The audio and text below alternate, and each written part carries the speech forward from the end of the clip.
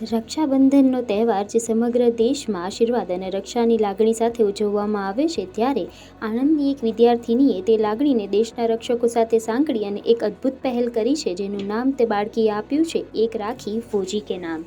ખુશી વૈદ્ય, જે આણંદની જ્ઞાનયજ્ઞ વિદ્યાલયના ધોરણ 12માં ભણે છે, તેને પોતાની કક્ષાની બહાર જઈ અને છેલ્લા 3 વર્ષથી એક અનોખું રક્ષાબંધન અભિયાન ચલાવવાની શરૂઆત કરી છે, જેમાં તેણી દેશની સરહદે જાગતા સૈનિકોને પોતાના હાથથી તૈયાર કરેલી રાખડીઓ અને શુભેચ્છા કાર્ડ મોકલે છે.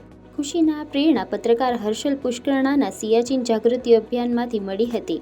ત્યારબાદથી તેણી જુદી જુદી શાળાઓમાં જાય છે અને બાળકોને સૈનિકોના જીવન અને તેમના સંઘર્ષ વિશે સમજાવે છે અને તેઓની અંદર દેશભક્તિની ભાવના જગાડી અને રાખડીઓ એકત્રિત કરે છે.